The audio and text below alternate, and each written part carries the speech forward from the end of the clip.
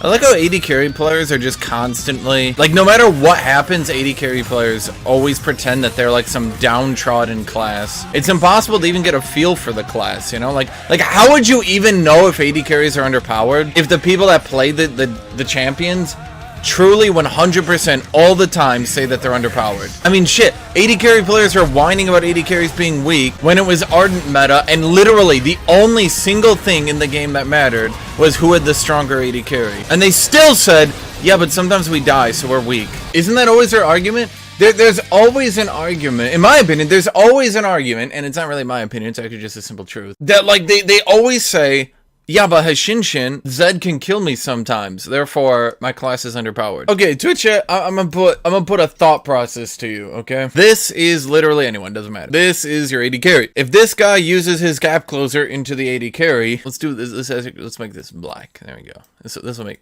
okay, let's try this again. If this guy gap closers into the AD carry uses their gap closer to back away. Now what happened? I know this is really complicated, Twitch chat, but if you're playing Draven and you don't have a gap closer, then half the fucking time you just kill him in melee anyway. By the way, I like how that guy complains that AD carries have low win rates. First off, here's something that should shock you to the core. Look at the pick rates of AD carries and compare it to any other role. In fact, here, let's compare all roles by pick rate. The number 1, the number 2, and the number 3 pick rate champions are AD carries. So yes, when you actually look at it that way, you start to notice why their win... Okay, there's actually 2 reasons that AD carries tend to not have broken win rates. 1, AD carries only ever fight AD carries. If 2 AD carries fight each other, they have 50% win rate, because one wins, one loses. Mages fight lots of mages. Mages fight bruisers. Mages fight supports who go mid lane. Mages fight tanks. In top lane, you've got bruisers, tanks, mages. Sometimes even supports go up there. But AD carries, all they ever fucking fight is AD carries. Oh, sometimes, sure, sometimes you get, let's look at pick rate. You get a non-AD carry. Actually, you literally don't. There's not a single non-AD carry with enough pick to even show up at 1% pick. Is that for real? Holy shit. Oh no, Yasuo. Yasuo with 1.3%. With 1.3% pick rate. They abuse Aurelia, Camille, Jax, Aatrox. Interesting. Okay, can you find them then? Can you find these champions where they are definitely abusing and definitely isn't a straw man argument that doesn't actually exist in reality? Because the highest pick rate non-AD carry champion has a pick rate of 1.3%. As in, every 200 games, you will have Yasuo AD carry on your team. Just to put this into perspective, if you're me, and you play 10 games a day, every single day, Twitch chat, I will see Yasuo slightly more than 1 time a month. I'll see him maybe 2 times a month as an AD carry. AD carries are basically the circle jerkiest class ever. No math has ever supported AD carries being weak. No competitive play has ever supported AD carries being weak. In fact, if you actually look at the statistics, there's never been a single meta where AD carries aren't the most picked class in bot lane. Even at the height of the AD carry nerfs, okay? When everyone was like, all you ever play is bruisers bot lane, Swain got to like 10% pick rate. AD carries are basically Fox News constantly complaining about the war on Christmas. I think Urget's a little bit overpowered. I think they should slow down the scaling on his passive. Right now, it scales from level 1 to level 13. I think they should pull it back just a little bit. Just pull it back a little bit. Make it scale level 1 to like level 16. Something like that, you know? Add like 3 levels of scaling on it and make them slightly weaker in between that point. So like right now, at level 1, it's 30 seconds cooldown. At level 6, it's 20 seconds. At level 10, it's 10 seconds. At level 11, it's 5 seconds. At level, you know, so on, so on, so on. In my opinion, make it level 1, 30 seconds. Make it level 5, 25 seconds. Make it level 8, 20 seconds. Make it level 10, 17 and a half seconds. Level 12, 15 seconds. Maybe, I don't know. I'm just spitballing. You know what I mean. Yeah, but I've never understood the they're helpless babies argument either. What, so top laners just open the game and are already overpowered? Like when you pick Jax, you're already overpowered? AD carries complain about Jax, but Jax does literally the same thing. He opens the game and he's at the fucking mercy of the jungle. He can't do anything without the jungle. Eventually, he starts to scale up, but even then, not really. It takes him till Trinity until he can actually hurt people. And then even at Trinity, half the time he can't beat anyone until the second or third item. And even then, there's a very clear path to beat Jax and make him not viable.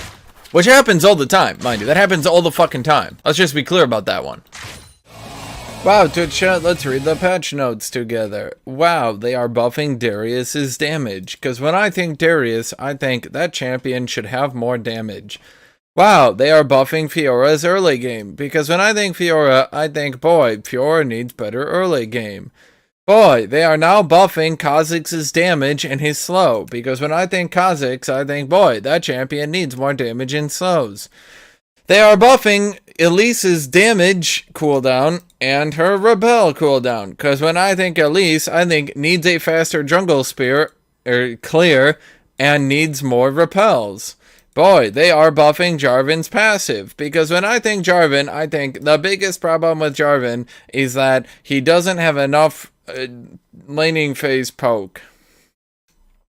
They are buffing the AP ratios of Nunu, because when I think Nunu, I think, boy, I really want AP Nunu on my team. They are buffing Janna's damage, especially in the early game, because when I think Janna and damage, I think she needs more of it, especially in the early game. They are buffing Thresh's cooldown on his Q, because when I think Thresh, I think, boy, I wish he could throw more Qs out. They are buffing Pyke's execute, because when I think Pyke, I think, boy, that champion should be executing people easier. Oh boy, they're nerfing Tahm Kench, because when I think Tahm Kench, I think the problem isn't his 48 armor at level 1, the problem is literally anything that isn't his 48 armor at level 1. Boy, they are buffing Kog'Maw's movement speed, because when I think Kog'Maw, I think, boy, this champion should be more mobile for how much damage he deals. Oh boy, they are buffing another AP item, because when I think AP itemization, I think these items are so weak. This might actually be the worst patch I've ever seen. How are we gonna buff Jarvan?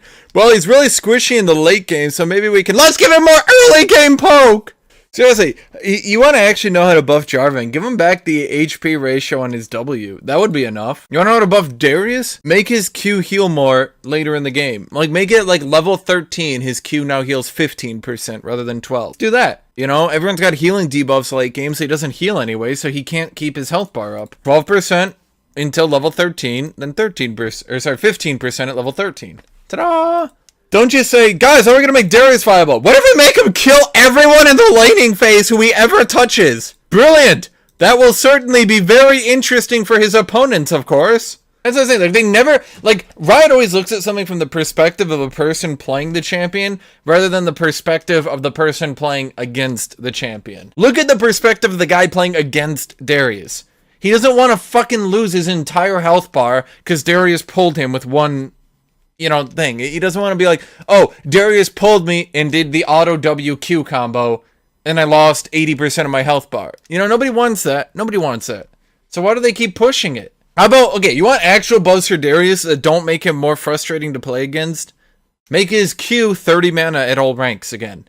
So he doesn't run out of mana midway through a team fight. Because somehow that was good balance and made him more interesting. How about you make his Q give more healing later in the game? Because everyone's got a healing debuff anyway. Might as well. Make him get more health per level. So he doesn't instantly kerplode into a pool of blood in, at level 16 when everyone's got all their damage. Maybe make his E get more slow again. Everyone just does an E auto W combo anyway. So the 90% slow overrides the 40% slow. Increases slow on his E, allows him to do more flash engages, allows him to peel better and be more useful outside of instantly annihilates everyone into a pool of blood. See, that's what I don't get. Like, they think that more damage equals more fun. Often enough, more damage does not equal more fun. Plus, it has a never-ending power creep of damage. There's just a never-ending power creep.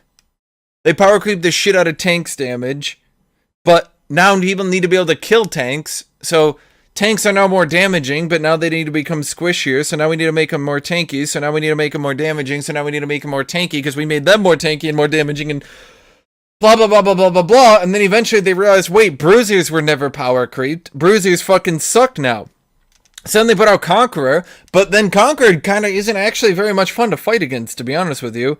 Conqueror kind of isn't fun at all to fight against, because it feels like you can't really do anything other than burst it down. So then what do they do against bruisers who don't have Conqueror or can't use Conqueror, like Aatrox? They just jack it up and they say, fuck it, he's got a 16% health hit on his passive. But that's not very fun. It's not very fun to fight a champion who gets a 16% health hit on his passive. Kled needs to build like 200 damage to get his W to 16%. Aatrox gets... he just level 16, boom, you got it.